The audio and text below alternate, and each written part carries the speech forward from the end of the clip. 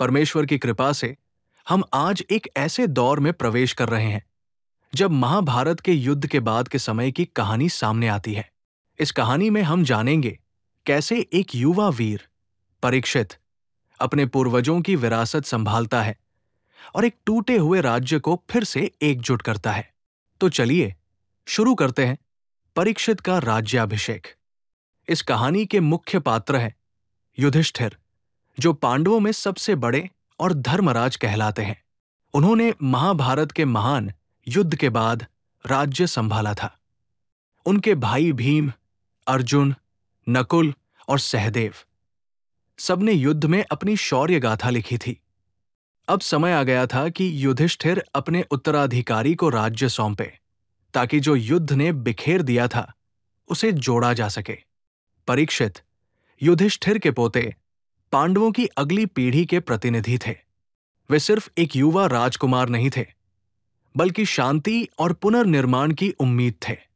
महाभारत के युद्ध ने राज्य को तोड़कर रख दिया था, परिवारों को अलग किया था और लोगों के दिलों में डर और अविश्वास भर दिया था। ऐसे समय में परीक्षित के राज्याभिषेक का महत्व और भी बढ़ जाता था। अब सवाल ये उठता है कि राज्याभिषेक केवल एक रस्म या समारोह क्यों नहीं था? ये तो उस युग के लोगों के लिए एक बड़ी जिम्मेदारी और एक नए युग की शुरुआत थी।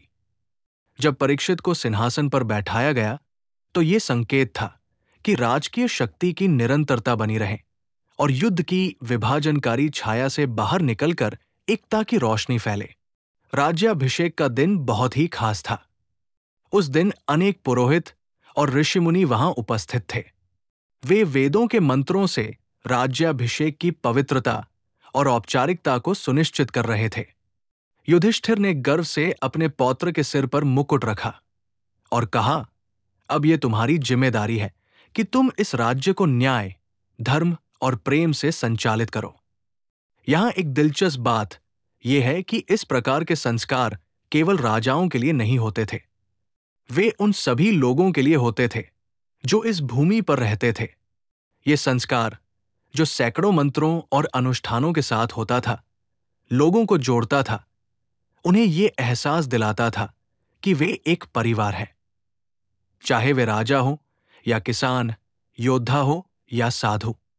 परीक्षित की कहानी हमें ये भी सिखाती है कि किसी भी समाज या परिवार में स्थिरता और शांति तभी आती है जब उत्तराधिकार सही तरीके से निभाया जाए।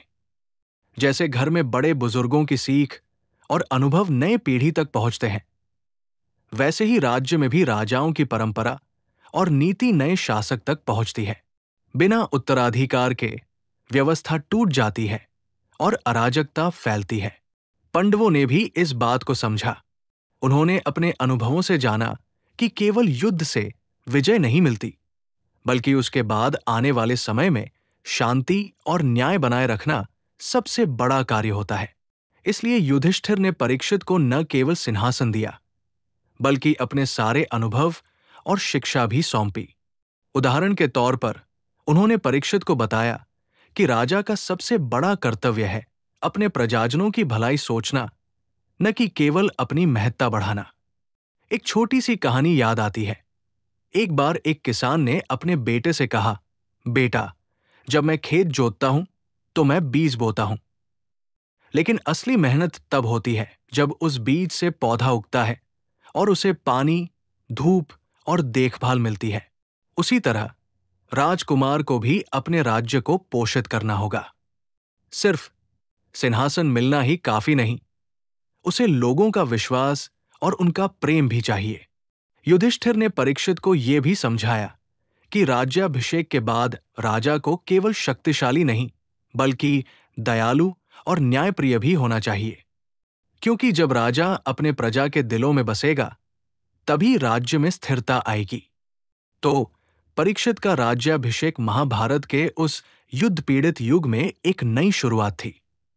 यह दिखाता है कि कैसे सही उत्तराधिकार और संस्कार समाज को फिर से जोड़ते हैं और कैसे एक युवा राजा अपनी जिम्मेदारी समझकर एक टूटे हुए राज्य को फिर से शक्तिशाली बना सकता है। अगले एपिसोड में हम जानेंगे कि परीक्षित ने अपने शासनकाल में कौन कौन से निर्णय लिए और किस तरह से उन्होंने अपने पूर्वजों से मिली सीख को अपने समय में लागू किया। तब तक के लिए याद रखें, इतिहास सिर्फ घटनाओं का संग्रह नहीं, बल्कि जीवन की सीखों का खजाना है। धन्यवाद और सुनते रहिए महाभारत, कालजयी कथाएं बच्चों और बड़ों के लिए।